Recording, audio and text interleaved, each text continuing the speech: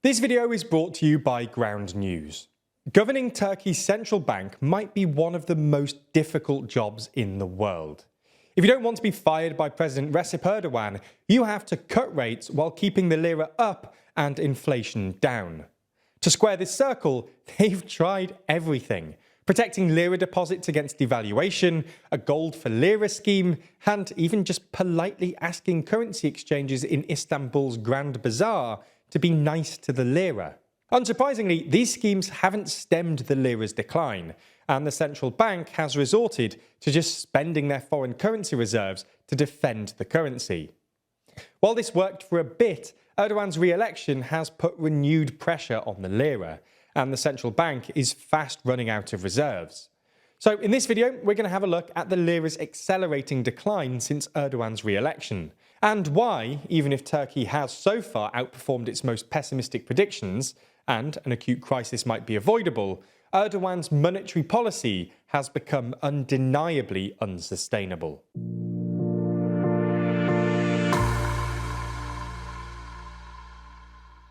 Before we start, if you haven't already, please consider subscribing and ringing the bell to stay in the loop and be notified when we release new videos.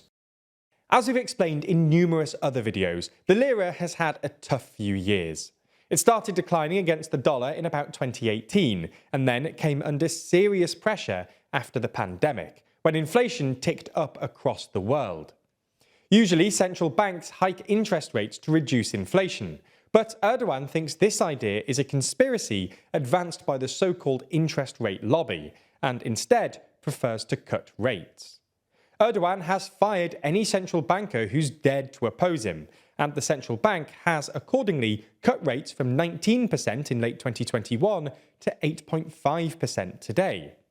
As orthodox economists predicted, this has crippled the lira, which has been devaluing especially fast since 2021, and pushed up inflation. Turkey's official year-on-year inflation rate reached a peak of 85.5% in October last year, and while it's since fallen to 44% in April, that would still imply prices are up 150% in the past 2 years, and unofficial estimates put the true figure far higher.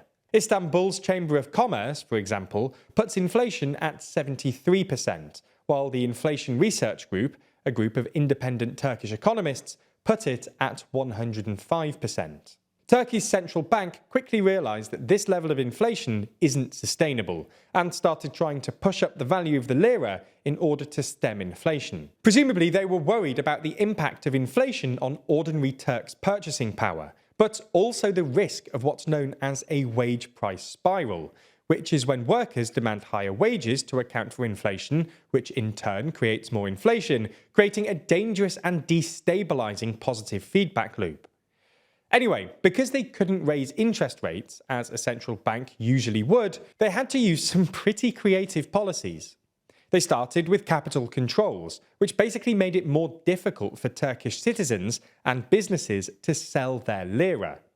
For example, in early 2022, the central bank told major exporters that they had to convert at least 25% of their foreign exchange earnings into lira, which artificially inflated the value of the lira and gave the central bank a much-needed source of foreign currency to bolster Turkey's foreign exchange reserves. They briefly floated a new lira for gold scheme, which involved trying to buy under-the-mattress gold from Turkish citizens and then use that gold to bolster the lira on international markets. But perhaps the most significant of these schemes was the foreign exchange protected lira deposit scheme, introduced by Erdogan in December of 2021.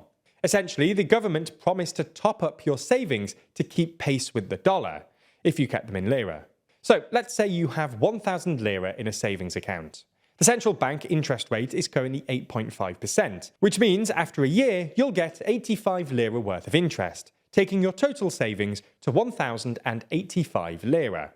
Now, if over that year the lira has halved in value against the dollar, then you'd need 2,000 lira to be as wealthy as you were, at least in dollar terms, at the end of the year.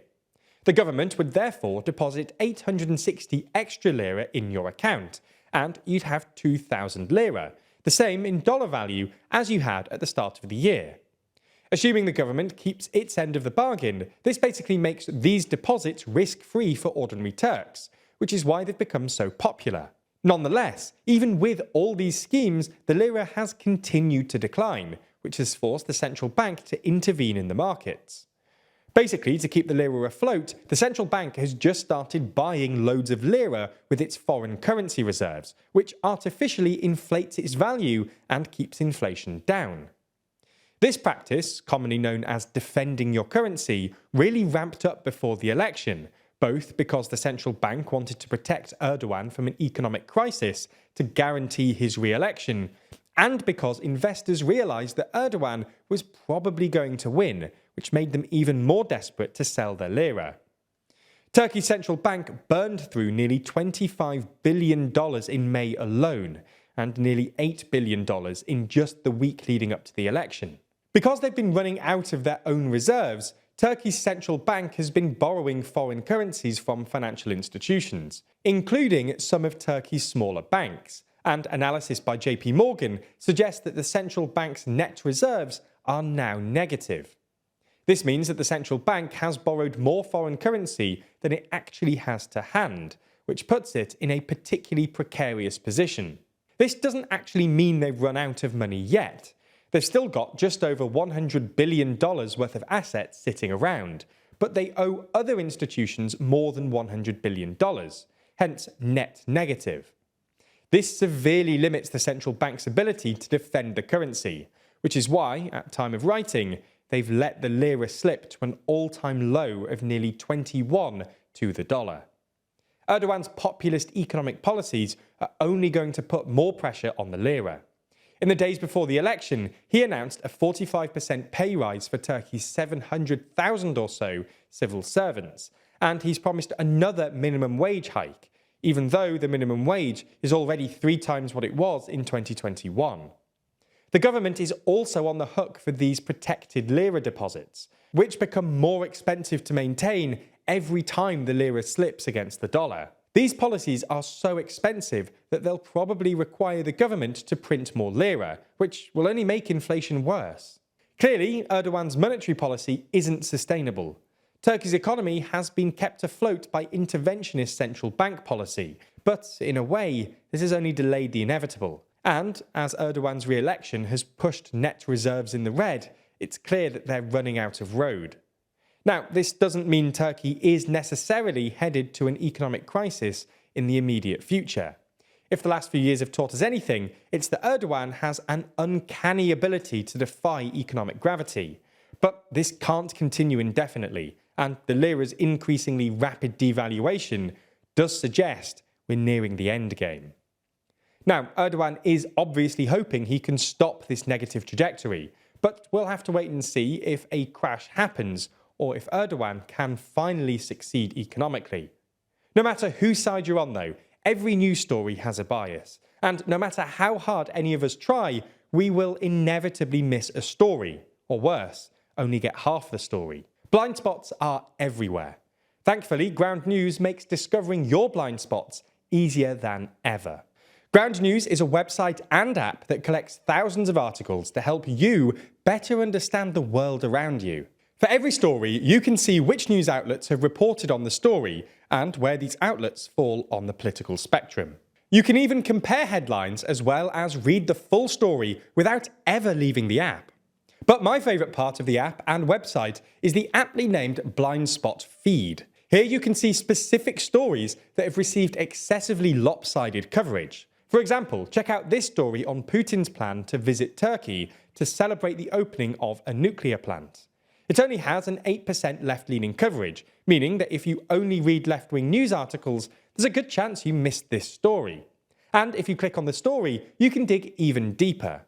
Ground News offers a comprehensive breakdown for every story. You can read every headline, view the political bias and factuality score for every source, and you can even read the articles themselves right in the app. And when it comes to blind spots, it's not just about discovering different stories. It's also about discovering just how political bias frames the stories themselves. So even if both sides have reported on a story, their framing could be completely different. I have Ground on my phone's home screen, and I cannot recommend them enough. Because of this, we've decided to offer a special 30% discount for Ground News' Vantage subscription. You can only access this discount by clicking on the link below. So check it out and help support an independent news platform working to make the media landscape more transparent.